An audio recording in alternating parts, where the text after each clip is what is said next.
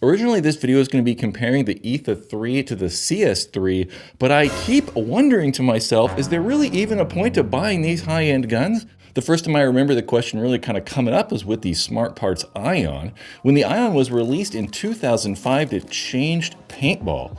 It was only $175 and had many of the features of the higher-end tournament guns. It's got that hard polymer shell that can take out any sort of punishment you could dish out. It was electronic, it had eyes, and it shot very well. Back then it was a little bit easier to make that decision though, and most of the players that played a lot ended up choosing something else like an Intimidator or say a DM5. The high-end guns at the time were just built much nicer. They weren't great, but they were definitely better than the Ion. The Ion shot well even compared to today's guns, but it was cheap. It just had a bunch of quirks that made it not a good option for someone who played a lot. It was also missing some features like a clamping feed neck and on-off ASA. When I started that Etha 3 vs CS3 video, I made this cool chart to kind of compare the things, but if we fill it out, they're nearly identical.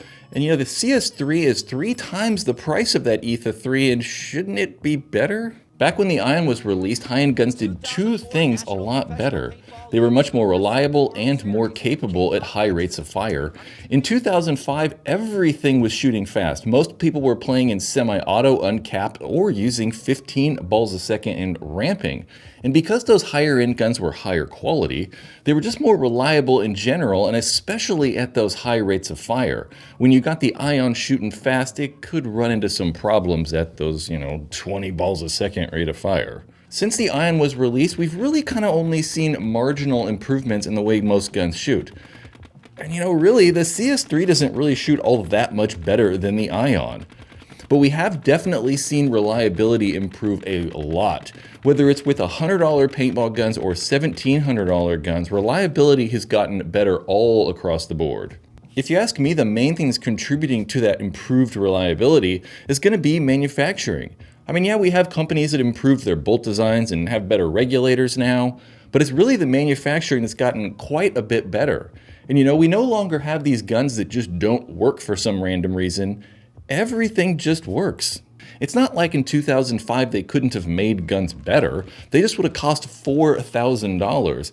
And the cost of manufacturing has come down so much that companies are just able to make stuff more precise and more consistent, so that manufacturing on the lower end guns is nearly as good as the high end guns now. Look at old cell phones from 2005 or like laptops from 2005. They're just awful in comparison to what we have now. Just look at today's guns. Like if we look at the DSR Plus and the M3 Plus, functionally they're nearly the same thing. They do technically have different bolt systems, but they both shoot very, very well. Many people even think that DSR Plus is a better gun. They both have eyes, they both have a screen, they have all the firing modes, lever feed necks, on-off ASAs, great barrels. Really, you buy a DSR Plus for $1,000, an M3 Plus for $1,600, and what do you get for that? You get a bigger screen on the M3 and maybe a better trigger? And Planet Eclipse might be even worse. They had the Etha 3 at $550, and then that CS3 is $1,750. And they're nearly the same gun. They have almost the exact same bolt system. Both have eyes, all the firing modes, lever feed necks, on-off ASAs, great barrels. The CS3 is built from all aluminum, whereas the Etha 3 is glass reinforced nylon. But the CS3, you do get a screen. It does feel better in your hands. But for $1,200, it doesn't shoot better, it's not more reliable, it's not more air efficient, it's not more accurate. It's just nicer. Planet Eclipse also have the 180R that's $1,000, made of all aluminum, and it does have a screen. So for an extra $600, you get even less. The CS3 you can't connect to your phone to change settings and stuff, but who does that? I've not owned a high-end gun for years now. I play rec ball pretty much all the time, so I can't really justify one of these high-end guns. Even the 180R, I just don't know really what I'm getting for the money. And I'd rather save that extra cash, play more paintball, and probably just buy an Etha 3. Hell, most of the time I play paintball, I play with my 100% stock E-mech.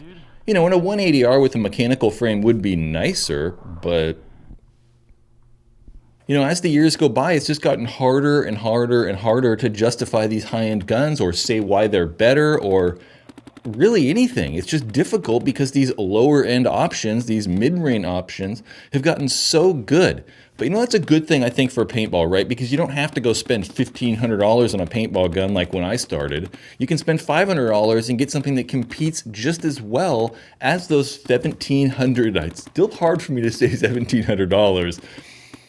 Everything just increased $200. So it's hard to spend that $1,700 when you can get something for $550. If you have a high-end gun, what do you think? Why? Explain it to me.